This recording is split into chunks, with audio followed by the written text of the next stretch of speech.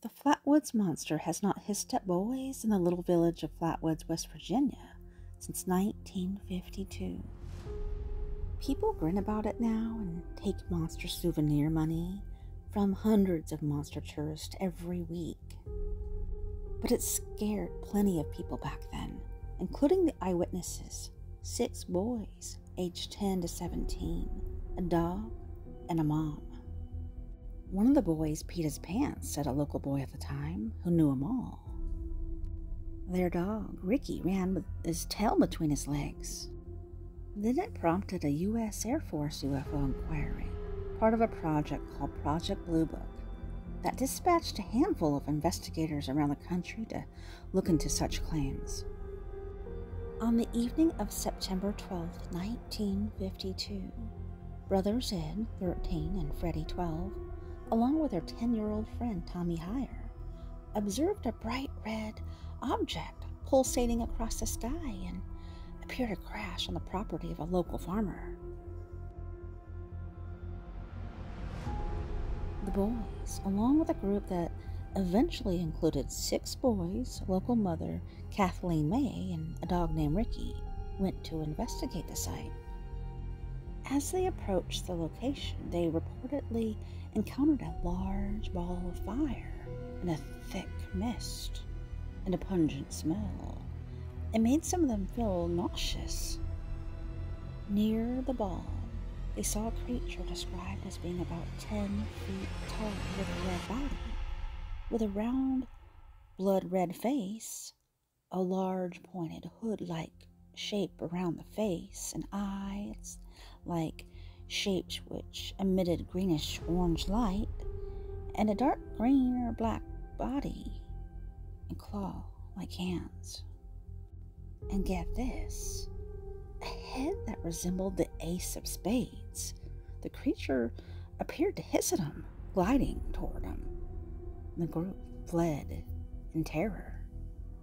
The incident made both local and national news, capturing the public's imagination during a time when Cold War tensions made Americans very sensitive to unexplained phenomena.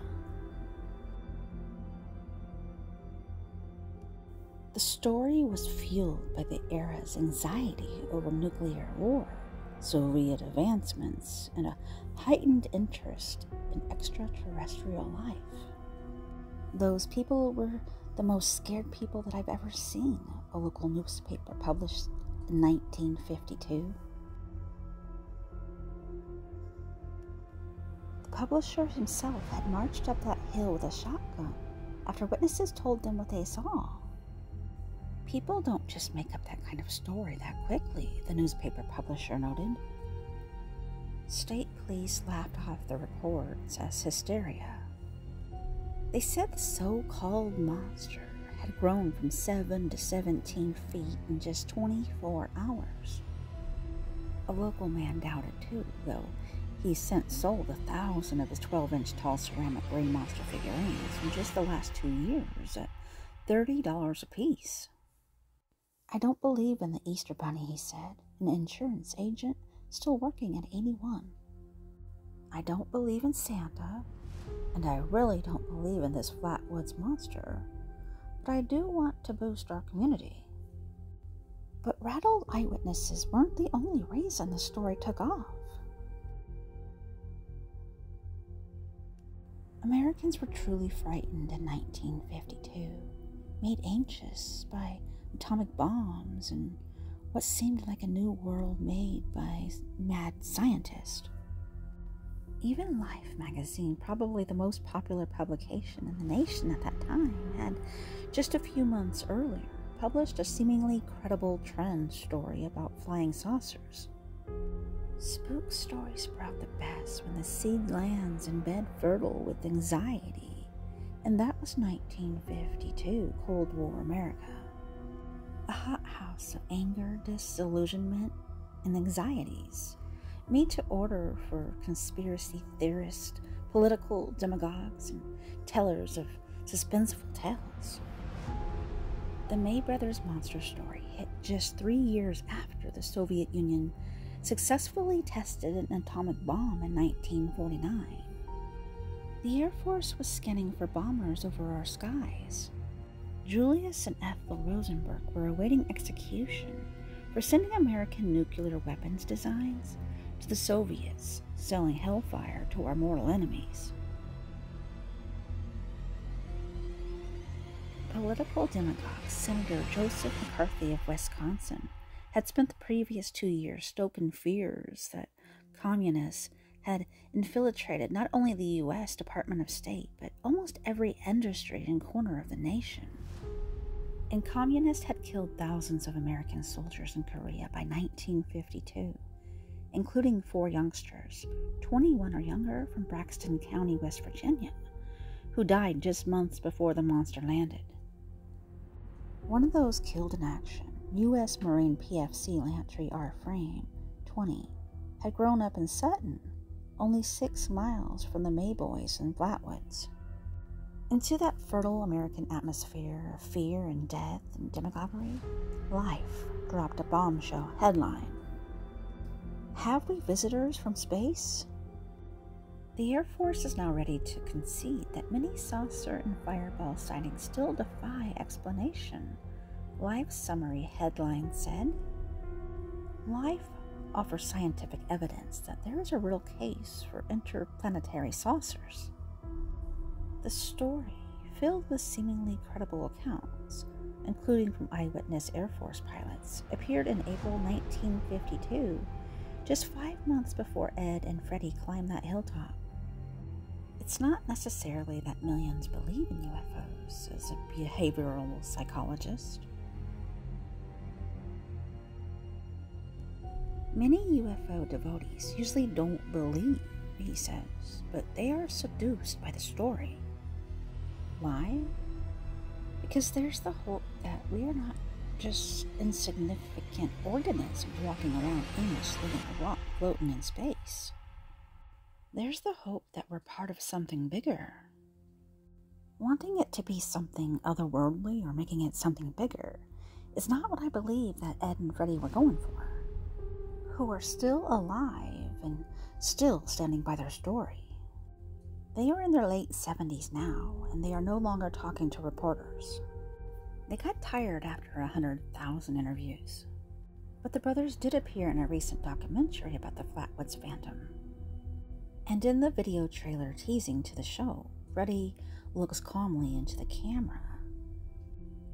As far as for myself, he says, it doesn't matter to me whether people believe or they don't believe. The night of the September 12th sighting, a meteor had been observed across 3 states, Maryland, Pennsylvania, and West Virginia.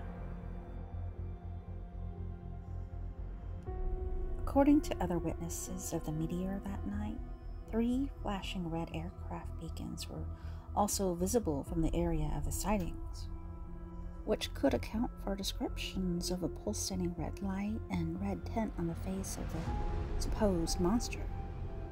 It was concluded that the shape, movement, and sounds reported by the witnesses were also consistent with the silhouette, the flight pattern, and the call of a startled barn owl perched on a tree limb, leading researchers to conclude that foliage beneath the owl may have created the illusion of the lower portions of the creature, the part described as being a pleated green skirt. Researchers also concluded that the witnesses' inability to agree on whether the creature had arms, combined with May's report of having small claw-like hands, which extended in front of it, also matched the description of a barn owl with its talons gripping a tree branch. When investigators went to the farm to corroborate what Mrs. May and the 6 boys had seen, they found nothing amiss.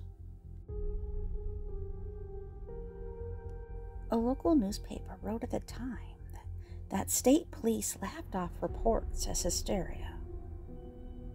However, the September 12th sighting wasn't the only recorded incident regarding the Flatwoods Monster.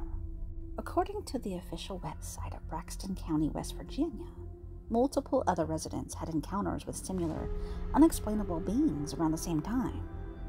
Local newspapers were quick to seize upon the strange story. Several days before the event in Flatwoods, a woman named Audra Harper, who lived 5 miles north of Flatwoods, said that she was walking through the woods with her friends when they saw a ball of fire on a hill. They thought nothing of it, assuming that a farmer was just simply burning something in his field.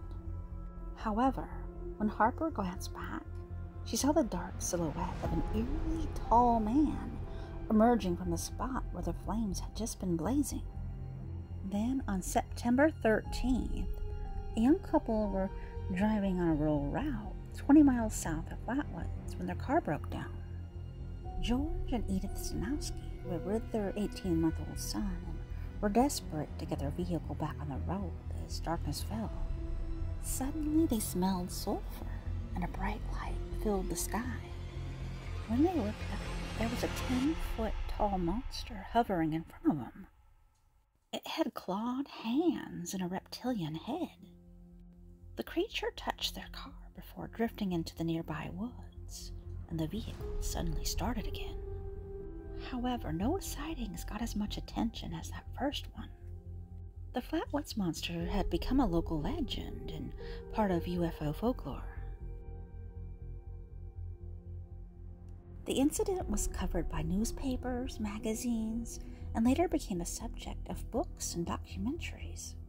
Gray Barker, a native of Braxton County, and a writer who would later become known for promoting UFO myths such as the Men in Black, was one of the first to investigate and write about the Flatwoods Monster. Barker's accounts were sensational, though it was later revealed that he may not even fully believed in the UFO stories that he promoted.